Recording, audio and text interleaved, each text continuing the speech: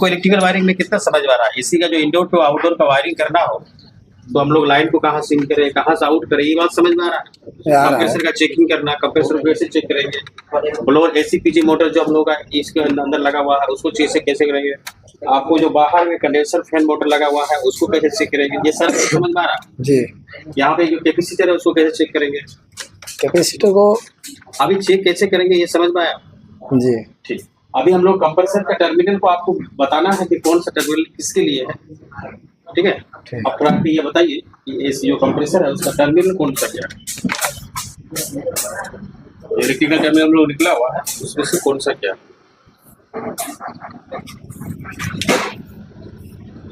ये रनिंग है हाँ।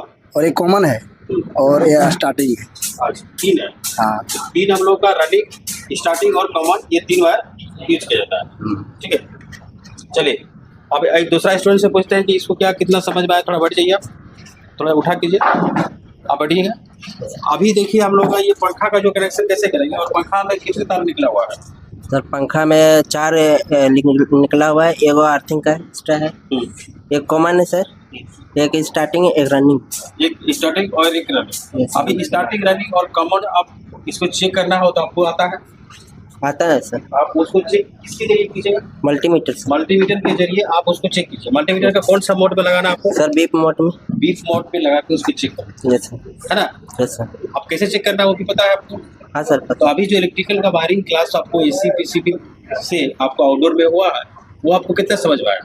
उसमें सर हमको लगता है कुछ है जो समझ में नहीं आया, अच्छा। कुछ है जो समझ में आया। कितना दिन का क्लास हुआ क्लास सर वही लगभग 3-4 दिन का हुआ। इसमें इलेक्ट्रिकल वायरिंग का क्लास कितने दिन का, इलेक्ट्रिक का सर वही 2 दिन या 3 दिन हुआ। तो टोटल मिला के अभी क्लास कितना दिन का। टोटल सर वही पहले 4 दिन का हुआ। 4 दिन में हम लोग इलेक्ट्रिकल वायरिंग 2 दिन का करीब हुआ है ना। तो 2 दिन का वायरिंग में आपको ये समझ में आ रहा है कि ये वायरिंग को कहाँ कहाँ करना है, कंप्रेसर का कॉमन रनिंग स्टार्टिंग कैसे पता करना है, पंखा का कैसे पता करना है, इंडोर का जो ब्लोअर फैन है उसके लोग स्टार्टिंग रनिंग कॉमन कैसे पता करना है, और एसी पीसीबी में कहाँ कहाँ